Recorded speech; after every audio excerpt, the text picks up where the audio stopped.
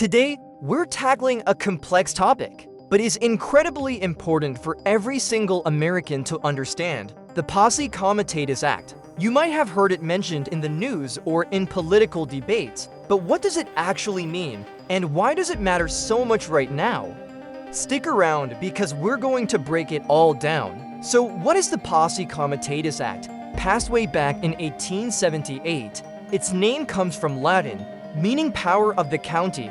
In simple terms, this federal law generally prohibits the use of the U.S. military like the Army and the Air Force for domestic law enforcement purposes. Think of it as a strong, clear line drawn between the military's job to protect the nation from external threats and the police's job to enforce laws within our communities.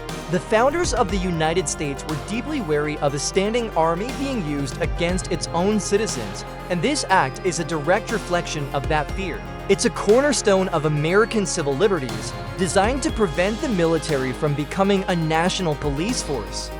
Now, you might be thinking, are there any exceptions? And the answer is yes, but they are very specific and limited.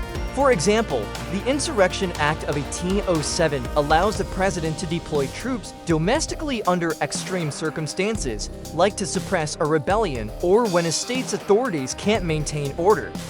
We've seen this invoked historically, but it's meant to be a rare, last resort measure. Other exceptions include military support in response to natural disasters, like search and rescue operations, or providing technical assistance to law enforcement, like bomb disposal, as long as it doesn't involve direct police work like arrests or searches. The National Guard is also a bit different. When under state command, they can act in a law enforcement capacity, but when federalized, they generally fall under the same restrictions as the regular military. So why is this 19th century law so relevant today? Well, in recent years, we've seen growing debates about the role of the military in domestic affairs. Discussions have ranged from using troops to manage protests to securing the border. These events push the boundaries and force us to ask critical questions about where that line between military and civilian authority truly lies. Every time there's a crisis, the temptation to use the military's vast resources can be strong. But the Posse Comitatus Act serves as a vital safeguard.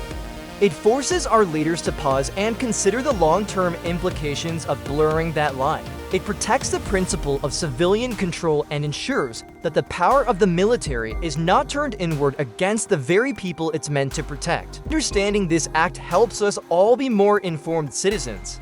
It allows us to analyze the news critically and understand the legal and historical context when we hear about potential military deployments on U.S. soil. It's not just a dusty old law, it's a living, breathing principle that protects our freedom and the structure of our government.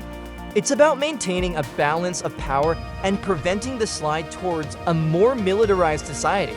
The debate around it is really a debate about what kind of country we want to live in, one where the military is kept separate from our daily lives, or one where that line becomes increasingly blurry. It's a conversation worth having, and it starts with understanding the fundamentals. Thank you so much for watching and for taking the time to learn about this crucial piece of legislation. If you found this video helpful, please give it a thumbs up. And don't forget to hit that subscribe button and ring the bell so you don't miss our next deep dive. What other laws or historical topics should we cover? Let me know in the comments below. Stay curious, and I'll see you in the next video.